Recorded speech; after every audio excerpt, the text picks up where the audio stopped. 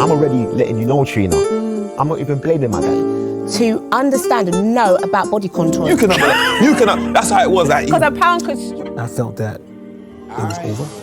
Now think about the anxiety they get when they're driving to Things that I've done for my life were trauma responses for Getting a tan and there's no heart. What are you doing? My grandmother loved us because I have them moments with my son, then to take stability and in our community. It wasn't cool to be African. You know what I mean? It was tough already, so it was just a constant battle. Welcome to Honestly Speaking. I am your host, Honestly Trina, and today with me I have the co-founders of ACLT. I'd like to welcome Bev and Orin to Honestly Speaking. Oh my goodness, thank you for having us. Thank you for attending, and I'm so Our excited pleasure. to meet you guys officially. Met you via email. Yeah. It's great to have you here. So for my audience that don't know who you are, I don't know where you've been if you don't know who they are. Could you tell us a little bit about yourself? Yeah. Thank you. Okay, so as Trina said, I'm Beverly, my co-founder and husband, Orin. We're the co-founders of the ACLT, the African Caribbean Leukemia Trust. And we are a charity that was started 29 years ago. Next year we celebrate 30 years. And we started from a personal need. Our son, Daniel, was diagnosed at the age of 6 with an acute form of leukemia. He went on treatments, but unfortunately the treatments failed him, and he needed a bone marrow transplant. Today, the correct term is stem cell transplant, but we interchange between the two. He needed a stem cell transplant. Our doctors told us that not many black people had registered in the United Kingdom as donors. In fact, we was given a figure of 580 had ever joined the UK bone marrow stem cell register. Wow. And our bone marrow consultant at Great Ormond Street Hospital said to us, we literally have a 1 in a quarter million chance of finding Daniel a donor because so few black people had registered. And also, we come from the largest gene pool in the world, Africa, which made our search even harder. Yeah. So basically, up until that point, any black person in this country or around the world that was diagnosed with a blood cancer or blood disorder and told that they needed a bone marrow stem cell transplant, some doctors were not even searching because they just knew they would not find anything.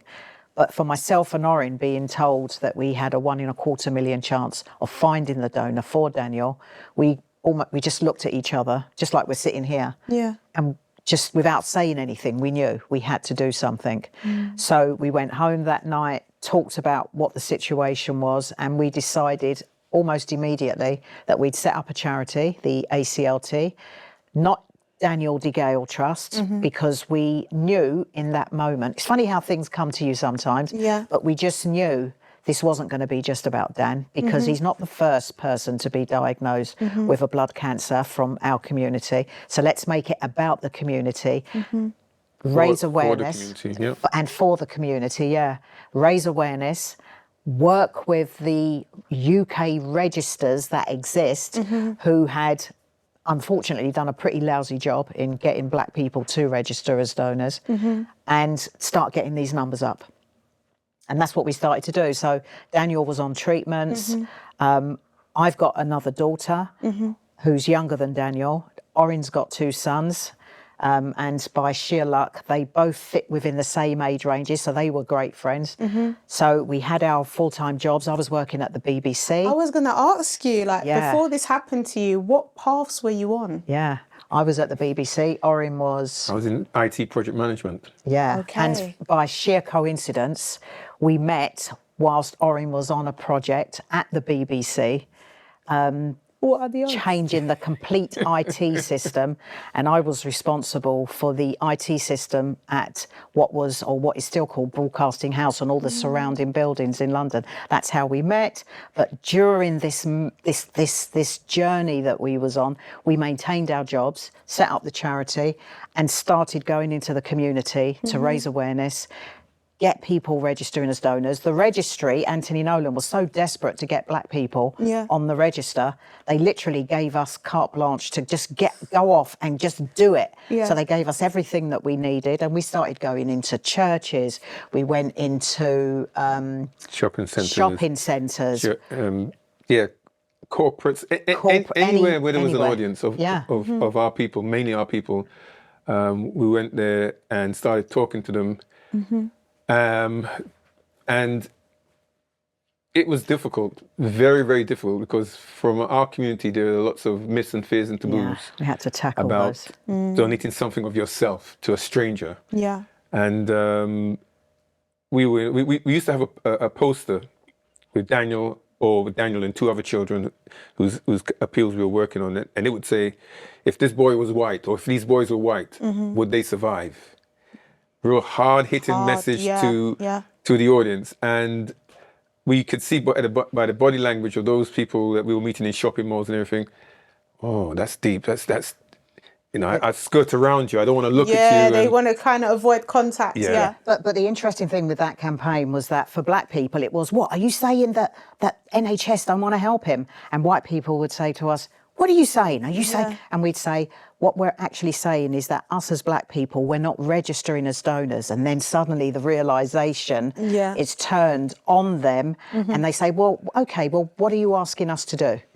And that was really kind of one of the first appeals that we ran for Daniel, just to gauge the response from the community, and gave us the impetus to move on. But one of the very first things we actually did was, with the BBC, we went along to a play that was at the Hackney Empire called Independent Black Woman, which was written by... Is that written? But it definitely starred Angie Greaves. Angie Greaves. Oh, yes. Choice FM, Angie Greaves. Yes, that's right. Now Smooth or So she was the star, and what the BBC did, they were piloting a new black show called Black Britain, and for the pilot they picked two subjects, health subjects. One was about prostate cancer, which Benjamin Zephaniah did some footage around. With black Sorry, I'm going to stop here. It wasn't about prostate cancer. What was it? Testicular. It was about black men donating sperm. Ah, that was it. So that's right. That's right. Donating sperm so that women could have babies. And they were saying that black men were not donating. That's what it was. That was it. And then the other one was about our journey with Daniel. So they filmed us going to Hackney Empire. There was a health mobile outside the town hall next to the Hackney Empire, and with this majority black crowd in the audience, the plan was, at the end of the show, for the actors to come out of character and say, stay there, someone wants to speak to you. Beverly walked on, I walked on the stage with her, Daniel's sitting in the audience, and Beverly gave a speech that we'd written about the need, about Daniel's story and what they could do. Now, this is on a cold night. 1996. Yeah, cold night. And you're moving quite quickly. We had to It's about 11 o'clock, because the play's finished. And the call to action was, if you want to help us, please go next door. There's a health mobile. And outside Hackney Town Hall. Please register. And so, clap. Everyone got up, turned and walked out. We dashed backstage, ran around the corner, and I had high expectations of nothing. No one. That's my expectation. That's what we expected. That's what the BBC expected. And so what we saw was queue of black people standing in the freezing cold. It was cold. Ready wanting to give blood, to be tested to see whether they can help Daniel and anyone else. And honestly, that was the impetus that we needed. When we saw that, we said, right, we can do this. That's amazing. And even, I mean, we're doing a collaborative event on the 29th of November. But I think it's the lack of people understanding or knowing. So I've sent loads of DMs. I've been in everyone's DMs. And they're like, well, what do you need me to do? And I'm like, I just need you to register. I need you to come down and register. And I think just having that conversation, we've managed to garner, I think, 76 so far. Yes, right. 24 of you still haven't done your donor ID, so you're going to need to do that ASAP. I'm going to be on the phone to you shortly. But yeah, just people understanding the need and how we can actually change people's lives. Exactly. So as part of Daniel's treatments, as well as receiving chemotherapy to kill the blood cancer, part of the treatments required him to receive blood transfusions as well. And it became very important for us towards the end of Daniel's life, in that Daniel was diagnosed in 93. He got his bone marrow transplant in 1999. Right. It took 6 years for us to find that matching donor. So in terms of matching, is it like a simple match? Okay, we've got the similar stem cells. No. It's literally like looking for a needle in a haystack. Right. Yeah, which is why when I said at the beginning, we come from the largest gene pool in the world. You have to match almost a DNA. Wow. Of, you look within the family, Daniel's sister, who was 3 at the time, was looked at as a possible match. And this is how simple stem cell donation is, that they would take stem cells from a child, but she wasn't that matching donor. You then look at the wider diaspora or the wider community, and that's where ACLT stepped in by registering thousands of black people trying to find Daniel's lottery ticket that we needed. And in the end, even though thousands of people were registering over here and we were finding matches for other patients, we couldn't find Daniel's until a born-again Christian in Detroit, Michigan, USA. In Detroit? In Detroit, Michigan, USA, joined the register through her workplace, the US Postal Service, and within weeks was found to be the ticket that we needed. So so I'm learning something here. Okay. So the register is international. The register is international. So for blood donation, that's just the United Kingdom. Right. Yes. If you donate blood in the United Kingdom, it stays in the United Kingdom. It stays in England. Okay, England and Wales. Scotland even have their own separate blood service. Okay. Yeah, so it's that's how it works within the UK.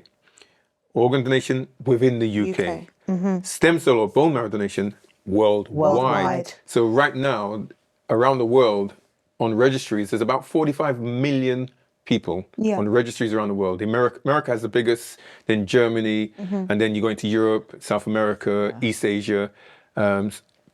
Sadly, Africa has minimal. I was going to say, considering it's the largest continent in the world.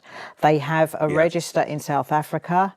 They have something in Nigeria. Very small one, We've done work in Ghana registering people, but they have not yet set up their register, and that's it.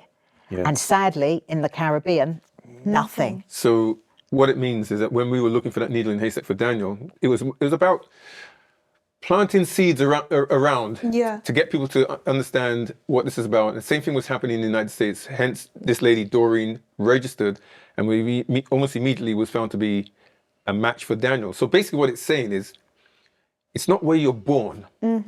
It's where your genetics come from.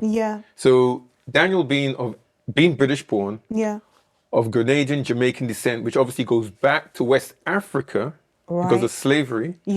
Doreen is an African American born in and bred in Detroit, Michigan. But her roots go back to West Africa. Right. So it was a case of, if you're on the register somewhere around the world, you can be found. And then it's a case of where your genetics go back to see how close a match you are. Wow. And so that's what we found with her. She just happened to be genetically similar to Daniel in terms of a stem cell bone marrow type, and was like the proverbial ultimate insurance policy. She was found and used to donate stem cells, which is like a pink fluid that comes from you can either take it from the blood system or you can take it directly from the bone marrow in the big hollow bones of your body. And it's just a transfusion for the patient, which is what happened with Daniel. And then what happens is those billions of cells which are in the fluid actually work well with the good remaining bone marrow cells. To kind of regenerate. They regenerate. Exactly. So they know from the testing that, Doreen, Daniel, she was like a 9 out of 10. Okay. A perfect 10 out of 10 is an identical twin. It's perfect. Unidentical twin, no. Again, it's 1 in 4, like brothers and sisters. Wow. Okay. And then if not in the family, is there someone on a register around the world on their database? And it's a matter of yes or no. Unless people join and put themselves on there, they can't be found. She joined, was found. 6 years, and Yeah. it took 6 6 years. years. 6 years. 6 And years. And unfortunately, during that time, he was on rounds of chemotherapy, radiotherapy. Blood transfusions. Even to receive the stem cell transplant, he was on masses of treatment to ensure that they killed off all the leukemia cells in preparation for him to receive the healthy cells. The healthy cells go into his system, and then if it spots any bad cells, it knocks them out. So a process, vice versa. a process called GVHD, graft versus host disease, knocks them out. And we had another amazing 9 years with Daniel. You know, 6 months after his transplant, he went back to school, went on to do his GCSEs, did his A-levels, girlfriends, a couple of holidays. But he started to have problems in that his red blood cells kept dropping. Right. So your red blood cells give you energy, right? Yes. So when you feel tired or if you go for a run, your red blood cells kick in and it fuels you to keep going. In Daniel's case, the red blood cells kept breaking down. And eventually we was told he developed a condition called hemolytic anemia, which is a breakdown of the red blood cells. Right. So this required him to need 3 to 5 units of donated blood every single week Weekly? to survive. Yes. So he would literally get up in the morning, go to university, on his way home, stop at University College Hospital, get 3 to 5 units. For a day or two, he'd be jumping around off the walls, and then he'd dip again. And then they'd have to order another 3 to 5 units and another and another. But the blood that Daniel was receiving was coming from very well-intentioned white people. Because the stats prove that they're the majority of people that Because donate they blood. were the ones that were donating at the time. And so, in Daniel's case, it worked against him. Right. And he passed away due to the blood not being the greatest match, multiple organ failure, So at the age of 21. So I can see what's going through your mind in terms of the racial crossing over. Yeah. When someone needs blood, I'm all positive blood. I give blood on a regular basis. So my all You're positive. universal. Yes, it's one of the universal ones. Yeah. That can go to any person of any gender, any race. Who has the same blood group. Yeah. Oh, no. O positive is one of the- is one of the ones that you can Universal. donate to Yeah. everyone. But That's right. When you donate it one time to someone that needs it, that's okay. When you have to donate blood to a person when someone needs it on a regular basis, like Daniel, or like sickle cell patients, or we call sickle cell warriors, then when you get past donation 2, 3, you need it coming from the same source. Right. Okay. That's what Daniel needed. He needed Unfortunately, it Daniel was getting blood from various everywhere. people. It got to a point, and I remember this conversation. I'm sure Beverly does. Near the end, there was a long wait for Daniel to have a transfusion, and we were asking, "Where is the blood? What's taking so long?" And the reply came back to us: "We're working frantically on getting Daniel's blood, but because of the antibody changes, it was getting difficult to actually get the right type and then ship it back to where we were." Because it was in the labs that were working on it, because every week was changing. This profile of his blood was changing because he's getting blood from different people. Yeah. And if that happens, you then can get what happened with Daniel. The organs are compromised. Compromised, yeah. And that in the end is how we lost him to multiple organ failure. And it's the same situation with sickle cell warriors who need regular blood donations. And the key thing on that, from a racial point of view, a lot of people won't know this, is that there is a particular blood group or subtype called RO, which you mainly find in black people. Yeah. African descent. That's the gold standard for sickle cell patients needing regular transfusions. So if you find out you've got the RO subtype, we want you to keep donating blood. I think we've got one. Yeah. I think we got one. She's told me she's rare. Good. Yeah. So that's what She's that's coming about. down. Yeah. So This is what this is all about. Yeah. This is what it's all about. So it's about the simplest form of donation, blood donation, to start people on a journey of doing something for mankind, mankind. And people can then migrate onto, if they want to, okay, I'll consider joining the bone marrow stem cell register. I'll consider organ donation, because on all three, race is a factor in terms of the best matching outcome for the patient in need. Unfortunately, we discovered it in the worst case scenario with Daniel. Because not only once did he have a battle in terms of finding a donor, stem cell, bone marrow, blood donation, and then organ donation. He wasn't strong enough to receive an organ transplant because his body was breaking down. It was already compromised, And he had all the chemo and the radiotherapy as well, so that must have been challenging. So we carried on this work. We've carried on this work now nearly 30 years later. And I found record hundreds and hundreds of bone marrow stem cell donors for right across the racial spectrum, but mainly for black people. In fact, just thinking loud, as we're sitting here, just up the road from here in Edmonton, the very next registration drive we did after we lost Daniel, about 3 weeks later, the scheduled drive that we had was at the Barclays Bank just up the road. And it probably doesn't exist anymore. Yeah, it probably doesn't. it was Barclays in Edmonton, and about 330 odd people came and registered. Wow. It was like a real tribute to Daniel. Decades later, we got notification a few years ago that a male, I think it was male white Northern European, registered there and ended up being someone's donor. Look at that. Yeah.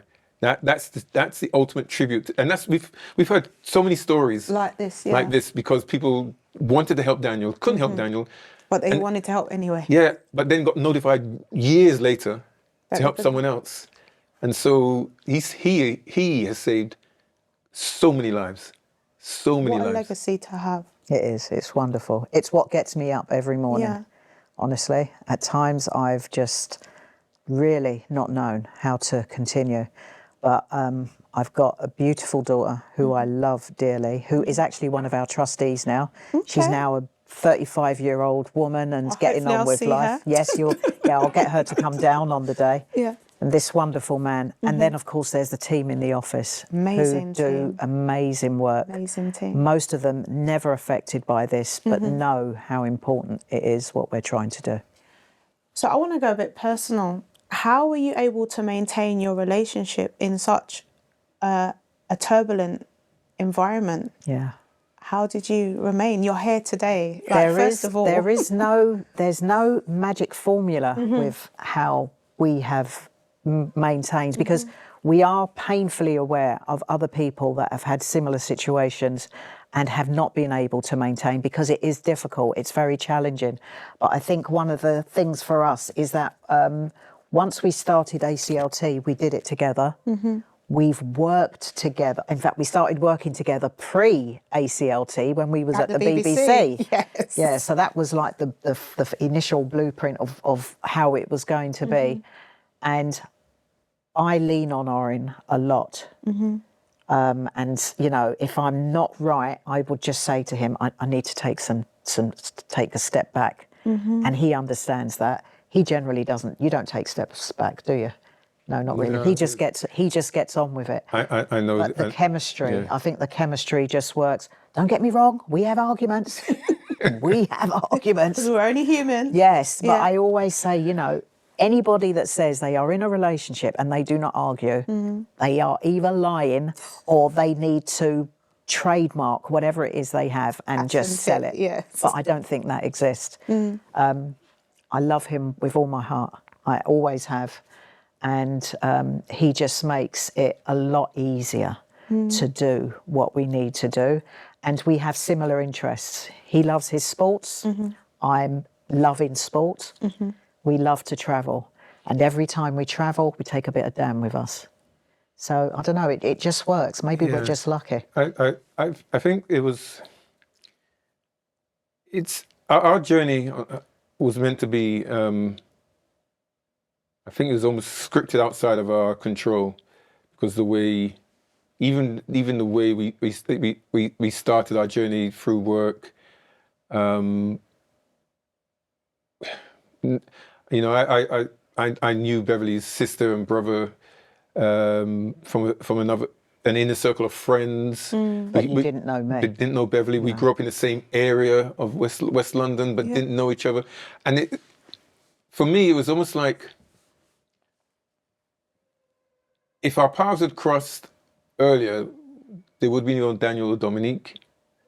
I would not have my two sons. Yeah. It was almost like we're in the same domain, same area. We're not to know each other, but we've got to go off and do certain things To come back. to come together for a purpose. Yeah.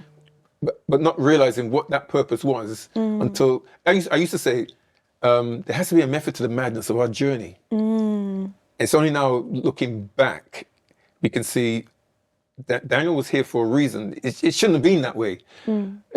It's the ultimate thing that nobody wants, but his purpose and what he's done and still doing is incredible. And for me, it's like this is how my life has got to be, and I'm not going to complain. This is I'm there to give help and support personally and for others because there's a journey. There's no one else is doing it. No one has ever been prepared to do it. It's fallen to us. Don't complain. Get on with it and learn and teach at the same time. Learn from those who've gone before. Learn from those who will come and be, the Gen Zs of this world. Learning from them. And Alpha's coming next. Exactly. It is Alpha, right? Yeah. Learning from them all and passing down our wisdom, our legacy to humanity, because we know we can look ourselves in the mirror every day and think, yes, we've done something good. And I always say, sometimes I start my presentations like this. I say to people, I think I've got the best job in the world. No disrespect to anyone else, because I know I wake up every day knowing I can have a major impact on someone that needs help and someone that can help. And if I can bring these two parties together in some shape or form, and one can help the other, job done. I mean, for me, I've shared off camera, but I was able to see you win the Power of a Man award last year, and I was quite like, oh my God, I can't believe I'm at the table. Because I remember hearing your names when I was growing up, during secondary school while I was doing athletics. Your names has been a constant in our community for nearly 3 decades. And I can only imagine the amount of people's lives you've been able to save through your own trauma, but you still continued to do that. And so I feel privileged to, one, be partnering with you. I had a vision last year. I wanted to do a blood drive, and I contacted NHS, and I got one reply back, and then the follow-up, I didn't get any follow-through. And then life kind of happened. So it was on my agenda, it's on my vision board. And so when Melissa reached out to Vicky, we were like, oh my God, this is like destined to be. So we did an episode on RTM a year ago, nearly to the date. What's RTM? Sorry. So RTM is Vicky's brother's podcast. Okay. His name's Young Spray. So that's her brother. So I had sat on that podcast, and on the back of that, we were like, we want to do a blood drive, want to do this, want to do that. And so we tried to do it. I'll show you the emails, and no one got back to me. So I was like, okay, well, I'll just have to park that for a minute. So then when Melissa reached out, it was like, oh my God, this is destiny. Like, absolutely. And to do it with ACLT, that's like major for me. Oh, bless. Because we were just going to try and do it by ourselves. Yeah. But having the backing of you guys, it's almost like an additional fire for me, because I don't want to let you guys down. Like, I feel like I'm just going to be one little cog in the legacy. So I feel like I've got to give everything for you guys, because you guys have been doing it for so long. Oh, bless you. Thank you so much. I just want to say to people, if you're watching, doing the blood drives is a huge part of what we do. And working with Trina on the 29th of November is going to be a fantastic way to almost round off this year. And it will be the biggest blood drive that we've done for One Drop Saturday. So that's awesome. But if there's anyone out there that has ever thought that they want to do this, get in touch with us. But know this is not a simple thing to put together. It's a lot of work. and the work that goes on in our office to make it happen, all the admin that's got to be done behind the scenes. So if you're going to do it, please think seriously, can you do this? And if you think you can do it, get in touch with us. Speak to Trina, because she'll tell you.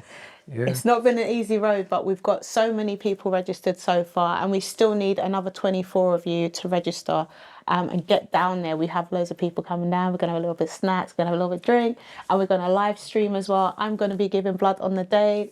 My iron levels need to be up and ready to go. So, yeah, please, if you haven't already registered, what are you actually waiting for? Do you understand that one donation can save up to 3 people's lives? And I learned what that's about. Yes, yeah, exactly. Can I just say to everyone, if you're watching and you've got sickle cell trait, you can donate blood. Let's just get that myth out the window. Out there. So I'm a sickle cell trait carrier. Yes, me too. Yeah, so we're giving blood. Yes. So, yeah, you can definitely give blood. There are other things. I've got a list of myth busting on my Instagram page. You're also able to find it on my TikTok as well, and I might post it on my Twitter. So there are some myth busting questions that we've got together. Right. What I want to ask you, though, that in the midst of all of this, how have you been able to kind of remain resilient? Because every time, even doing shows like this, you have to kind of relive what's happened. How do you remain resilient? I suppose it's a case of knowing that whoever's watching, listening, is hopefully going to be motivated, inspired by our story. Our story, and knowing that if we can go through and survive and push on from what we've lived in our journey with Daniel, anyone who feels, woe is me, it's too hard, the system's got me, whatever, down, hopefully looking at us and thinking, if they can do this under those circumstances, I can do it for me and for my who I represent. You know, whatever it is, it might be business, it might be whatever they're doing. Realize you can actually overcome these hurdles, these barriers. It's a lot of patience. It's a mixture of patience, love, confidence, never being frightened or fearful, and believing in yourself. If you've got to believe in yourself. If you know in your gut instincts that what you're doing is right, go for it. You know, because if you don't believe in yourself, no one else is going to believe in you. You know, and we've always thought, you know, what we do, we shouldn't be doing. The system should have been providing, but we do it in spite of the system. Yeah, but all causes like ours come from situations like we found ourselves in. That there's one thing I would say is that we've managed to somehow turn our pain into purpose. And I think that and I think other people do it, right? Some of the great charities that are started because somebody has gone through a very painful experience. And rather than dwell on that pain, you try and make something positive come out of it. One of the last things Daniel said to us is, please keep this work going, because he was painfully aware that if his donor had been found sooner, he would probably be sitting here and we'd be off somewhere and he'd be talking this story. Daniel loved life, but he didn't have the opportunity to enjoy it. And so for us to be able to turn our pain into purpose, that's the only way I could certainly have moved forward, you know. I give thanks every day for what we do. And I say sometimes we get up in the morning with a pep in our step because we know we're going into the office and those guys, the team that we have around us are going to have these amazing ideas. And if the funds that we have within the charity allow us, then we will. With the support of the public. With the support of the public, please.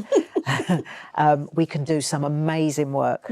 And what we're going to be doing on the 29th of November, I'm really excited. I'm so looking forward to meeting everyone, saying thank you, people sitting in the chair with their arm out and then showing off their bag of blood that they know is going to save people's lives. You know? I mean, for it's all part of an extended journey that even reaches into the highest realms of politics and the medical establishment. Because what we're doing now these days is that we're sitting with MPs and the people at the Department of Health, West Streeting, Health Minister, and so on, and saying, look, even today, 30 years later, our battle is still going on with the infrastructure that doesn't make it easier for people of color, especially those from our community, to find matching bone marrow stem cell donors, because the system's not rigged up correctly to make equal access to find those donors. Sometimes the physicians don't even search on the register for patients. At times we literally have to force them to search. Yeah.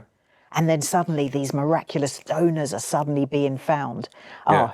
That's a whole new new conversation. Yeah. So we have to force and make sure that when three patients come up in the same sort of situation, that their journey from the start to whatever the end is equal. What happens is sometimes it isn't, and we have to make sure that access to searches for patients is correct. And it's equitable. Yes, totally. Yeah, Yeah, exactly, it has to be. Exactly, And exactly. timely. Yeah. But as well as holding the NHS, the Department of Health, the government to account, we as a people, we have to be accountable as well. 100%. Right? Yeah. So when we're saying to you, we need you to sign up as donors, please don't look the other way. Don't pull out your phone and pretend like you can't hear us.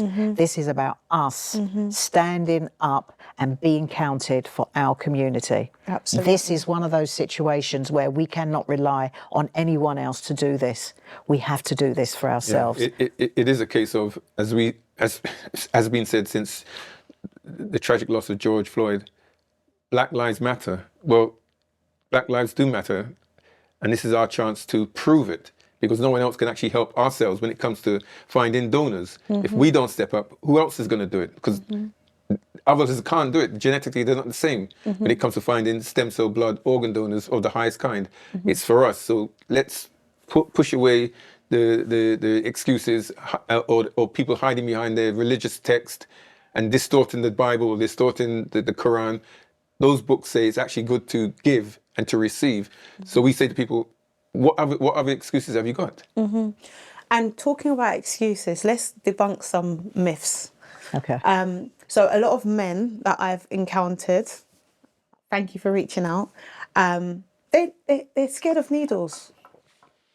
And yet some may have tattoos, Ear may piercings. have body piercing. You know, honestly, if you're scared of needles, then just think about the people that we are trying to help, who have no choice in having to have blood tests, having to receive blood.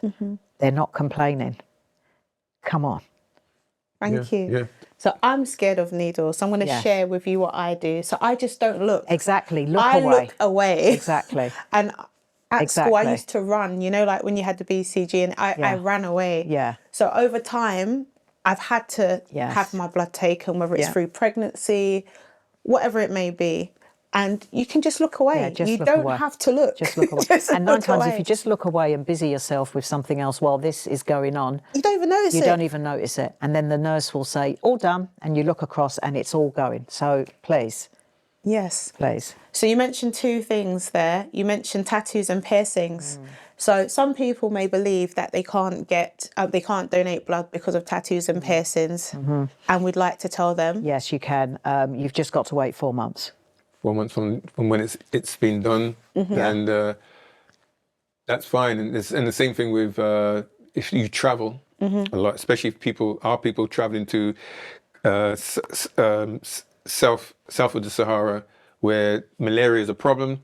You just got to make sure that when you get back, the clock starts ticking on when you can donate again, depending on which country you've been to. Yeah. So it could be sometimes a few weeks, or sometimes it could be 3 or 4 months, depending on which country you've been to. So just be aware of your traveling to make sure that you haven't picked up malaria antibodies that you can unfortunately pass through your blood. Or other viruses. Or other viruses to the patient receiving your blood. That's why there's that ruling is there. And if people wanted to check out, what would you advise them to do if they want to find out if they can donate? They've just come back off holiday. Where should they go to kind of confirm whether they can donate or not? Probably the best place to start would be the blood.co.uk website. And just put in a search, travel, what is it? Eligibility. Yeah. Eligibility criteria, and it will bring up all the options that you need. They can also contact us at ACLT, and our guys will do the search for them to establish if they can. And while you do that, you can just register straight away. Yes, exactly. So, contact ACLT. Yes. Any other myth-busting that you could think of that we might need to share today? What's the biggest myth that people have? It's the sickle cell one, I think. People think that because they have sickle cell trait, they can't, but they can. Sickle, and sometimes you hear some real crazy sort of myths like cloning. Okay. You hear some, and that's more.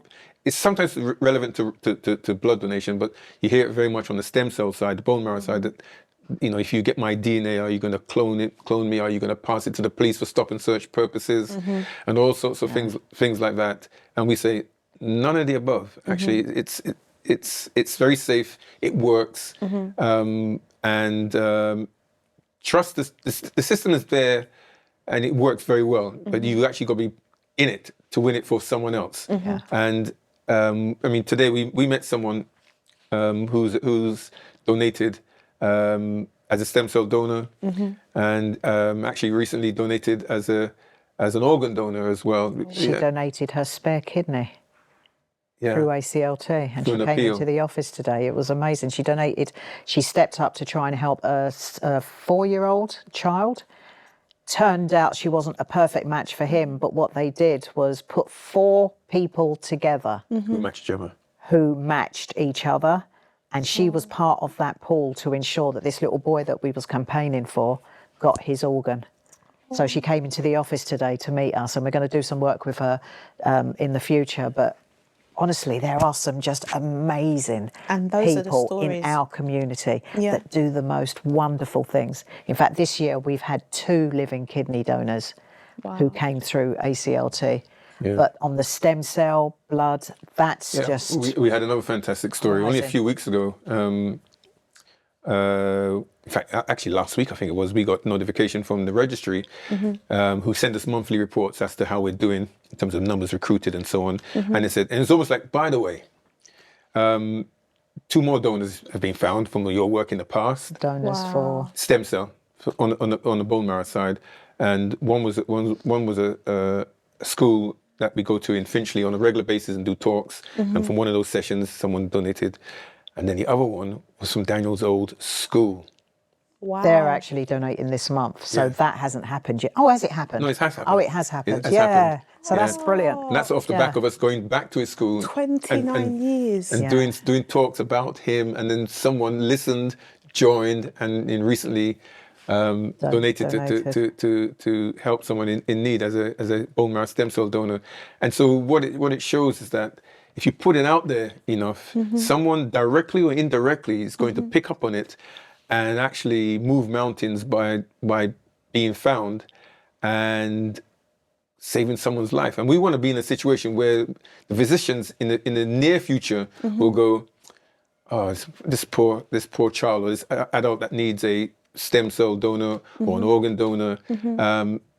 Which one of these ones I'm looking at on these charts options, yes. is the donor? Which one? Because it's more a case of can't see anything. There's no one there. Yeah. And it's a case of we want them to go. Which is the best? Yeah. You know. So when we register people on the stem cell side and we say, look, get on with your life, because the chances of you being a stem cell bone marrow donor is like winning the lottery. It is literally like winning the lottery for someone else. Yeah. Okay. If they do come to you decades later, it's because you're looking like a match, and they'll do some more tests, and you might be the only one in the world or one of a pool of people around the world, and they're going to narrow it down to one. And the best one. And if it's you, you're like, where's your cape? You know, you're like the superpower person, and that's what it's like being a donor. And so we literally bow down to these individuals. This lady that came in office, we were sort of joking with her. I mean, we were going, you know, like that, because what she's done, you know, what these people do, because they listened to a message, they got fired up and thought, I can do this. And if I can help, I'll be there. And when they turn up and do what they do, the results are absolutely Life-changing. life-changing. I'm just thinking we need to get you guys on Supercell somehow. So, Rat Man, if you're listening, we need to have them on. How can we even talk about it without having them on? So this is a shout. And you should come and donate some blood too, Rat Man. Absolutely. Yeah, please, ASAP. Rat Man, please. Yes. Yes. No, thank you so much for today. I could talk to you guys forever. Thank you for having us. Thank you for partnering with us. Oh, it's Let's great. start there. So it's been absolutely amazing speaking to you. Have you got any last messages for my audience? Just not to be afraid, you know. There's a lot of fear in our community about stepping outside of the norm. We're trying to change lives and make things easier for people. So, you know, if you're not sure, just get in touch with ACLT.org. We're here to support and also to nurture and to grow. And any part that we can play in getting you over the line. Because I think a lot of people, they love what we do, but they're nervous of what we do. And we just want to show people that anything's possible. We can do this as a community. We can definitely do this. Yeah, and you know, the more support you give to us, in many ways, even financial support, because we can't run on fumes. So the more support you give us, the more we can help people like what Daniel represents, because there's many Daniels out there. And we need to make sure that the journey that we went through is not the journey that anyone else goes through. We want to stop the pain and the suffering that parents and families and the individuals go through.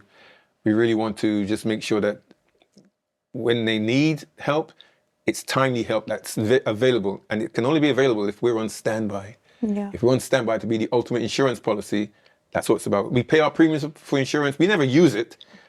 It's insurance. It's insurance. Just in case. Just in case. And these individuals need that just in case when it's call to action. And if you're there in numbers, an army of us, oh wow, we can move mountains. Absolutely.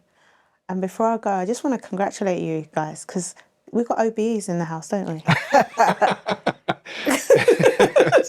Funny, you can forget about the OBEs. Yeah. But that's a testament, and I know how hard it is to get one of those. Okay. I've written a few nominations myself. So it's amazing, and it's a testament to the work, your lifelong legacy, that you'd be honoured in that way. How was that experience when you got the envelope? Interesting. I got mine first, and actually we'd been away, hadn't we? We'd been away, come back, loads of letters on the floor, as you do, picked them all up, and I looked at this particular one because it's a different type of envelope. It's different, right? And I thought, what is this? So I opened it up, and I think I just screamed out to you, Orin, look at this. And I'm looking, where's the other one? Where's the other one? It's got to be two. Yeah, there's got to be two. It was one. And I think because my journey has been quite painful, it's great to get the recognition. It really is. But what we had to go through to get there is always in my heart. So I'm grateful. It does, I hope, open doors and make people listen. But honestly, at times when people say it to me, I've forgotten. I saw it on both of your faces. Yeah. Yeah. Yeah, I've forgotten. So, it's great to have the recognition. And it's nice, and we've got I don't even know where mine is, to be honest.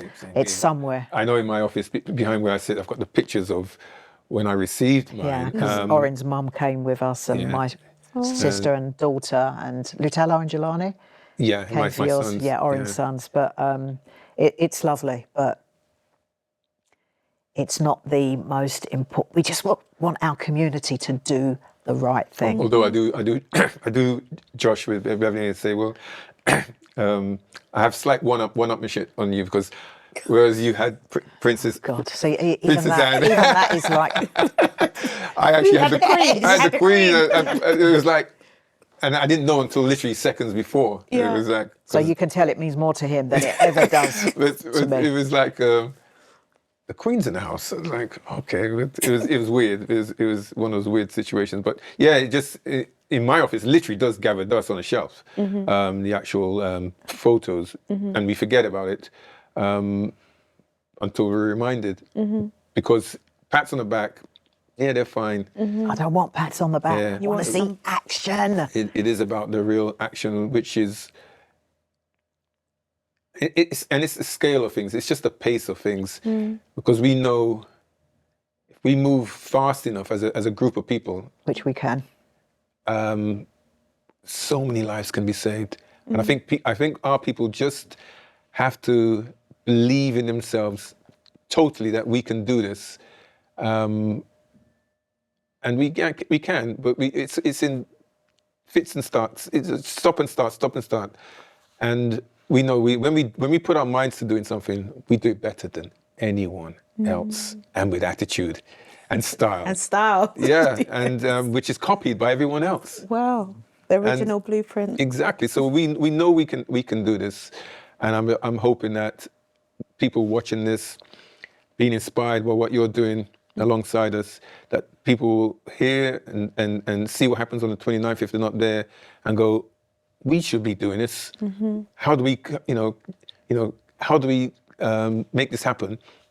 Bring it on. We want to do many more of these blood donation sessions and stem cell sessions and talks, because it just takes the one person to hear about it, and they start their journey, and you have that ripple effect. Yeah. And just lastly, 17,000 sickle cell warriors in this country, in the United Kingdom, and it's the fastest growing genetic disorder. Yeah. So this situation is not going away for now. So honestly, people, let's do this. There definitely needs to be more education around sickle cell, because I didn't even know I had sickle cell trait until I had my son at 29. Oh, wow. So that's after the fact. Wow, after the fact, yeah. So that could have been a completely different scenario. We actually met someone recent. I did, sorry, not Orin. I met someone recently who's got 3 children. She and her husband both have sickle cell trait. None of the kids picked up the disorder. Wow. I said to her, do you know how lucky you are? How lucky. Because it's a 1 in 4 in every pregnancy. Yes, both of them have the trait. So did they not know at the time? Yes, they did. And this is the risk that people take, But they managed, touch wood, they got through. But, these are the things. These are the conversations that we should be having. Very early on into relationships as well. Yes. Because you don't want to find out after the fact. Yeah, exactly. But yeah, they were very lucky. They were very lucky. Yeah. Yeah. I know people are exiting relationships because of that. Yeah. Or making the decision not to have children out of the risk of. So yeah, that's very important. Make sure it's one of your first questions on dates. Yeah, absolutely. If you're a trait carrier. Oh, that might be a program on YouTube. I think it needs to be a dating show. Like, have you got sickle cell? Yeah. Have you got the trait? Yeah. So it's very, very important. No, again, thank you so much for sharing today.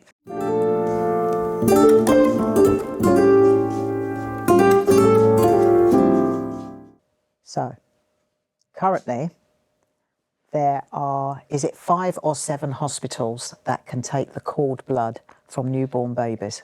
I think there's 7, yeah. 7 hospitals in the United Kingdom where, when a newborn baby is born, the parents can opt to donate the cord from the birth, because in the cord there are the most beautiful enrichment stem cells that can be used to save the lives of people like Daniel who need stem cell transplants. They are the purest form of stem cells.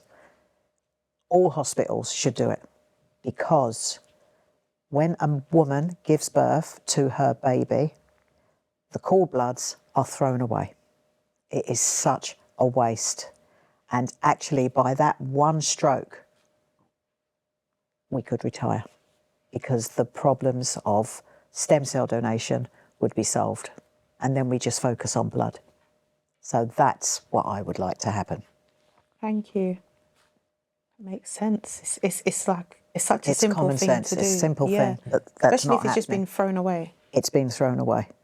Yeah, the amount of when you think of the placenta, how many births a day, a week, a month, a year, Yeah. and it's just not used, and there are life-saving stem cells in there can help so many.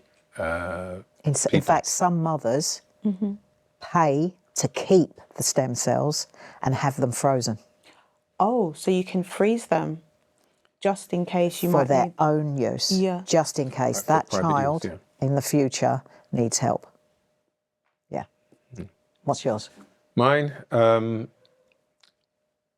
I think there should be a government ruling at the highest level in the NHS that when a sickle cell patient comes to a hospital, usually through accident and emergency because they're having a crisis, that the nurses, the doctors, all the physicians know to look for the telltale signs that this person who's in pain, who's asking for pain relief, is not a junkie, is actually a sickle cell patient in a crisis who needs pain relief like morphine to enable them to get through that crisis. Too many times, sickle cell warriors are coming up against bias and all sorts of behavior because the staff don't understand and don't know the signs that this is a patient in urgent need of help.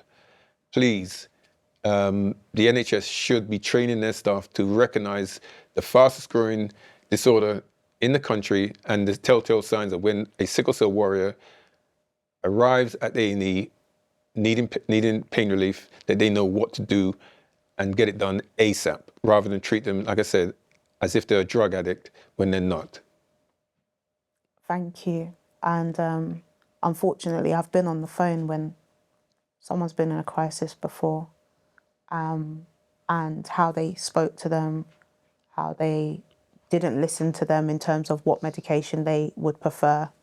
Again, it's about listening to the patient and empathy in delivering a policy or procedure. People need to operate with empathy. So I think there are two amazing things that you've mentioned there, and they would definitely make a change, a powerful change. I think that's an amazing way to end our conversation. Again, thank you so much for coming through. Thank you. 29th of November, Brixton between 1 and 5. If you haven't registered yet, please click the link in my bio and ACLT's bio. The link is there. You can register. And this is not, if you can't make it on the 29th, every last Saturday. Every last Saturday. One drop. Yep. One drop. We have allocated 20 spaces every last Saturday of the month for one drop. So if you can't make it on the 29th, make it another day. And then also we've got the anniversary, March 14th. of March, yeah. So get down, be part of that as well. If you want to sponsor, donate, if you want to support the charity, please click the link in their bios and you're able to do that as well. Where else can they find you? Socials. Socials? Yeah, at ACLT Charity. Yeah, we're across all the platforms, and you'll see so many things we're putting out there. You know, on YouTube, you'll see all our videos that we, the One Drop series of videos that we have there, which are very powerful, humorous, educational, and you can learn a lot from just seeing what we're putting out there on social media, and it's empowering. It really, really is, and so use those platforms to connect with us, and we can take you on the journey of a lifetime. Where we can save lives. Thank you very much. You know where to find me every fortnight, 12 p.m. on Sunday. I've been your host, Honestly Trina, and these have been my OBE guests, Bev and Orin. Thank you so much. Thank you. Bye.